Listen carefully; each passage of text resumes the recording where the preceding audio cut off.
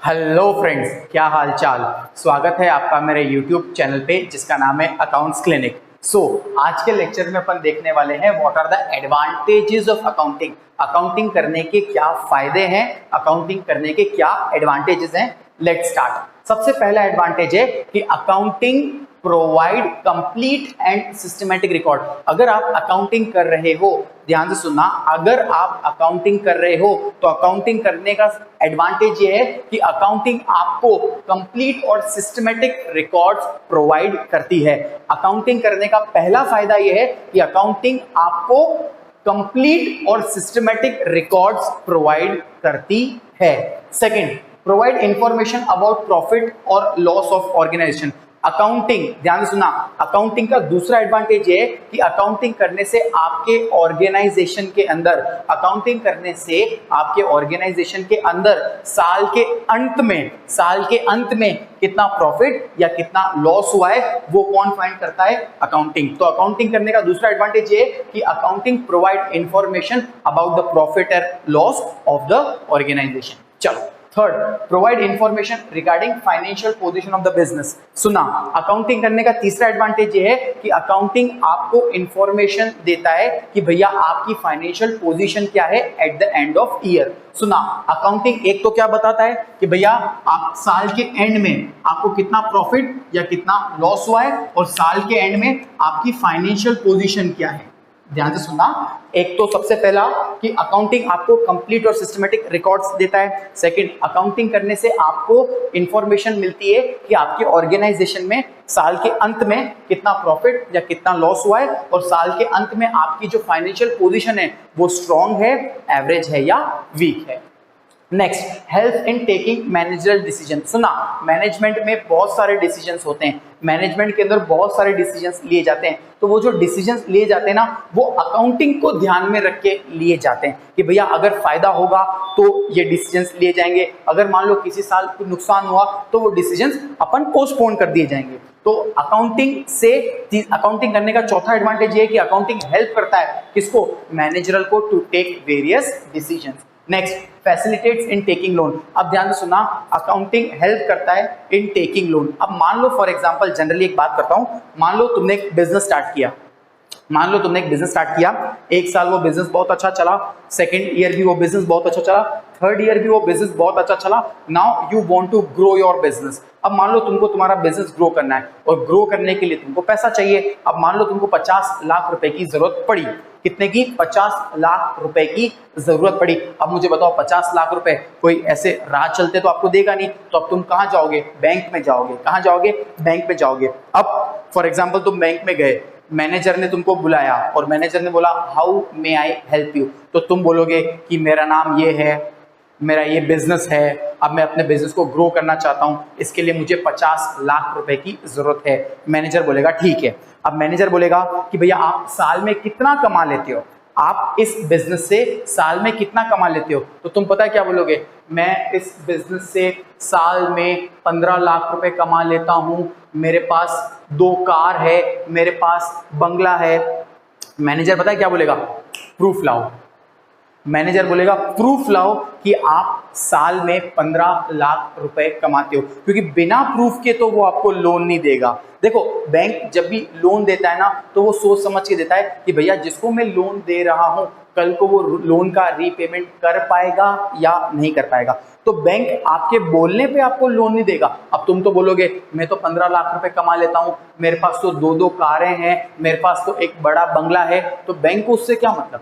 Bank को उससे मतलब नहीं है। बैंक को मतलब है कि भैया आपकी अकाउंटिंग से, बैंक को मतलब है कि भैया रियलिटी में आप कितना पैसा कमाते हो। अब तुमने बोल दिया 15 लाख रुपए, तो बैंक थोड़ी ना मानेगा कि तुम 15 लाख रुपए कमाते हो। बैंक क्या बोलेगा कि भैया मुझे प्रूफ दो। अब प्रूफ का मतलब वो क्या मांग रहा है? इन शॉर्ट, तुमसे अकाउंटिंग। तुमसे क्या मांग रहा है? वो तुम्हारे बिजनेस की अकाउंटिंग। और अकाउंटिंग करने से अपन ने सेकंड एडवांटेज पढ़ा कि अकाउंटिंग करने से अपन को क्या पता पड़ता है? प्रॉफिट और लॉस। और अकाउंटिंग कौन सी इंफॉर्मेशन देता है? Financial position. तो अगर आप अपनी अकाउंटिंग उस बैंक के मैनेजर को दिखाओगे तो वो हो सकता है कि उस अकाउंटिंग के बेस पे आपको लोन प्रोवाइड कर दे। अदरवाइज आप बोलोगे तो वो आपकी बात थोड़ी ना मानेगा, जब तक उसको ऑन पेपर आप उसको प्रूफ नहीं दे देते कि मैं इतना पैसा अर्न करता हूं, मेरा ये प्रॉफिट है, मेरे बिजनेस की ये फाइनेंशियल पोजीशन है। क्योंकि जब भी कोई लोन देता है वो आपको ये सोच के लोन देता है कि भैया कल को ये मुझे रीपे कर पाएगा या नहीं कर पाएगा। क्लियर? तो आपके बोलने पे वो आपको लोन नहीं देगा जब तक आप उसको अकाउंटिंग नहीं शो कर देते। तो अकाउंटिंग करने की फायदा क्या हुआ? Accounting helps in taking loan.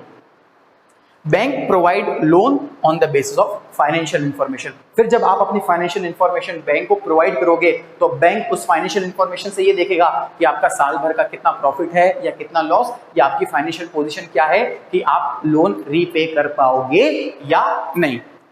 Next, act as a proof in court of law. ध्यान से सुना, ये अच्छा पॉइंट है कि accounting act as a proof in court of law. मान लो तुम्हारा एक फ्रेंड है, सुना, मान लो तुम्हारा एक फ्रेंड है बाबूलाल, मान लो तुम्हारा एक फ्रेंड है बाबूलाल, वो तुमसे गुड्स खरीदने आता है। हमेशा जब भी वो गुड्स खरीदने आता है हमेशा कैश में खरीद के जाता है। समझना, तुम्हारा एक फ्रेंड है, क्या नाम है उसका? बाबूलाल। वो जब भी तुमसे गुड्स खरीदने आता है वो हमेशा तुमको कैश पे करके जाता है। अब मान लो वो एक दिन तुम्हारे पास आया, मान लो वो एक दिन तुम्हारे पास आया और बोला कि मुझे 10 लाख रुपए के गुड्स खरीदने हैं। तुमको वो आके क्या बोला कि भैया 10 लाख के गुड्स खरीदने हैं। अब तुमने बोला ठीक है। अब उसने क्या बोला कि मेरे पास अभी 6 लाख रुपए हैं, मैं 4 लाख रुपए 3 महीने बाद दूंगा। उसने क्या बोला कि मेरे पास अभी 6 लाख रुपए हैं, बाकी के 4 लाख रुपए मैं 3 महीने के बाद दूंगा। तुमने बोला ठीक है। अब तुमने पता उसको क्या बोला? तुमने उसको बोला ठीक है मैं गुड्स तो दे रहा हूं, बट एक बिल है, उस बिल पे तू साइन कर दे, मैं तेरे को 10 लाख रुपए के गुड्स दे रहा हूं। 6 लाख रुपए तो मुझे अभी दे दे और 4 लाख रुपए तो मुझे 3 महीने के बाद दे देना। अब इस बिल में क्या लिखा होगा? सुना, अब इस बिल में क्या लिखा होगा कि भैया जो तुम्हारा फ्रेंड है उसने 10 लाख के गुड्स खरीदे, उसमें से 6 लाख रुपए दे दिए और 4 लाख रुपए उसने 3 महीने बाद देने का वादा किया है।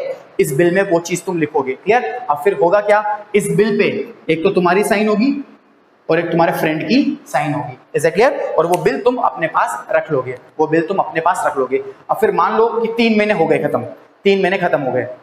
अब जब तुम उसके पास गए, तुम अपने फ्रेंड के पास गए, उसको क्या बोला कि भैया 3 महीने हो गए, 4 लाख रुपए आप कब दे रहे हो? अब वो पता है क्या बोलेगा?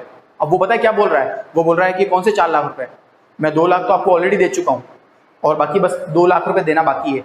तुम क्या बोलोगे? नहीं, आपने स्टार्टिंग जब मैं आए थे तब आपने 6 लाख रुपए दिए थे, आपको 4 लाख रुपए और देने थे जो आपने 3 महीने के बाद बोले, और 3 महीने आज खत्म हो गए, अब मैं आया हूं 4 लाख रुपए लेने। वो क्या बोलेगा? नहीं, मैं 2 लाख रुपए आपको ऑलरेडी दे चुका हूं, बस मुझे 2 लाख रुपए और देने हैं। अब तुम मारोगे तो हो नहीं एक दूसरे को, अब तुम दोनों एक दूसरे को मारोगे तो नहीं, तो तुम क्या करोगे? तुम कोर्ट में जाओगे। तुम कहां जाओगे? कोर्ट में जाओगे। अब तुम क्या बोल रहे हो? तुम क्या बोल रहे हो? जज साहब ये मेरे पास इस तारीख को आया था, इसने मेरे से 10 लाख रुपए का माल खरीदा, इसने 6 लाख रुपए मुझे दिए और 4 लाख रुपए इसने 3 महीने बाद देने का प्रॉमिस किया है। तुम्हारा फ्रेंड क्या बोलेगा? नहीं जज साहब, मैंने उसको 2 लाख रुपए दे दिए, बस मुझे 2 लाख रुपए और देने। तुम क्या बोलोगे? नहीं जज साहब, इसको मुझे 4 लाख रुपए देने। वो तुम्हारा फ्रेंड क्या बोलेगा? नहीं जज साहब, मुझे सिर्फ इसको 2 लाख रुपए देने। जज साहब बोलेगा चुप। जज साहब क्या बोलेंगे? चुप। जज साहब बोलेंगे कि भैया आपके पास कोई प्रूफ है क्या कि आप उससे 4 लाख रुपए मांगते हो? तो तुम जज को क्या दोगे? वो बिल। तुम जज को क्या दोगे? बिल। अब उस बिल को देख के जज साहब साफ डिसीजन ले लेंगे कि भैया कौन सच्चा है और कौन झूठा है। अगर मान लो आपने वो बिल नहीं बनाया होता, अगर मान लो वो आपने बिल नहीं बनाया होता तो भैया जज भी डिसीजन नहीं ले सकता कि कौन सच्चा है कौन झूठ। तो अकाउंटिंग करने का ये एडवांटेज हुआ कि accounting act as a proof in court of law. तो ये बिल काम आया as a proof in the court of law. तो accounting proof as a evidence in settling the claim in court. Okay, last advantage देखते हैं, helpful in detecting errors and frauds. अब accounting करने से कैसे एरर्स और फ्रॉड्स को detect किया जाता है। डिटेक्ट का मतलब होता है ढूंढना। अब सुनना, मैंने जैसे बता रखा है कि भैया जो अपन आइडेंटिफिकेशन करते हैं, identification of financial transaction events, उसके बाद उसको मेजर करते हैं, उसके बाद रिकॉर्ड करते हैं, उसके बाद जो क्लासिफाई करते हैं, ये सब कौन करता है? क्लर्क। ध्यान से सुनना, आइडेंटिफिकेशन ऑफ फाइनेंशियल ट्रांजैक्शन मतलब फाइनेंशियल ट्रांजैक्शन इवेंट्स को पहले ढूंढते हैं, फिर उसको मनी में मेजर करते हैं, उसके बाद उसको रिकॉर्ड करते हैं, कहाँ? जर्नल। उसके बाद क्लासिफाई करते हैं, कहाँ? लेजर। तो ये सारा जो प्रोसेस है आइडेंटिफिकेशन से लेके क्लासिफाई तक ये जो प्रोसेस है, ये प्रोसेस कौन करता है? क्लर्क। ये प्रोसेस कौन करता है? क्लर्क। और clerk does not have special skills. Clerk does not have special skills. तो अकाउंटिंग करने का ये फायदा होता है कि अगर सपोज करो कि रिकॉर्डिंग में या क्लासिफाई में अगर मान लो क्लर्क से कोई गलती हो गई तो वो अकाउंटिंग के अंदर उस गलती को रेक्टिफाई, उस गलती को डिटेक्ट किया जा सकता है। हो सकता है क्लर्क ने जानबूझ के कोई गलती करी हो सकता है क्लर्क ने कोई फ्रॉड किया हो। Is that clear? तो वो जब अकाउंटिंग करते हैं ना, जब अपन उसकी अकाउंटिंग करते हैं तो अकाउंटिंग करने से जो भी एरर्स या जो भी फ्रॉड्स कमिट हुए हैं उसको डिटेक्ट किया जा सकता है और उसको सुधारा जा सकता है। अगर मान लो अगर फॉर एग्जांपल अकाउंटिंग नहीं होती और क्लर्क के द्वारा कोई एरर या क्लर्क ने जानबूझ के कोई गलती करी होती तो उसको अपन नहीं डिटेक्ट कर पाते अगर अकाउंटिंग नहीं करते। तो अकाउंटिंग करने का फायदा ये हुआ कि भैया अगर मान लो क्लर्क के द्वारा रिकॉर्डिंग या क्लासिफाई में कोई गलती हो गई या उसने जानबूझ के कोई फ्रॉड किया तो उसको अपन डिटेक्ट करके उसको अपन सुधार सकते हैं। चलो, तो अकाउंटिंग इज ऑडिटेड। ऑडिटेड का मतलब होता है रीचेक करना। ऑडिटेड का मतलब होता है रीचेक करना, गलतियां निकालना। Accounting is audited bye auditor. अब ये गलती करता ये गलतियों को सुधारता कौन है? सुना, ये गलतियों को डिटेक्ट मतलब ढूंढना, उसको रीचेक करना। तो ये सब करता कौन है? ऑडिटर। ये सब कौन करता है? ऑडिटर। ऑडिटर कौन होता है? जनरली अ चार्टेड अकाउंटेंट। अकाउंटिंग की जो ऑडिट करता है वो जनरली कौन करता है? As a chartered accountant. तो accounting is audited by the auditor to correct errors and frauds committed by the clerk. तो अगर मान लो क्लर्क ने रिकॉर्डिंग या क्लासिफाई में कोई भी एरर या कोई भी फ्रॉड जानबूझ के किया हो तो वो अकाउंटिंग के अंदर आते आते ऑडिटर क्या करता है? उसको करेक्ट कर लेता है अगर मान लो किसी भी क्लर्क ने कोई एरर या फ्रॉड की है। तो अकाउंटिंग के अपन ने एडवांटेजेस देखे, एक बार फिर से अपन रिपीट कर लेते हैं। सबसे पहले accounting provide complete and systematic record. Accounting करने से अपन को प्रॉफिट और लॉस का पता पड़ता है। अकाउंटिंग करने से अपने को ऑर्गेनाइजेशन की फाइनेंशियल पोजीशन का पता पड़ता है। अकाउंटिंग हेल्प करता है मैनेजर को कि to take various decision. Accounting help करता है in taking loan. Accounting act as a proof in court of law. और अकाउंटिंग करने से आप क्लर्क के द्वारा की गई एरर्स और फ्रॉड्स को डिटेक्ट कर पाते हो। आई होप आज का लेक्चर आपको अच्छा लगा होगा। Thank you so much.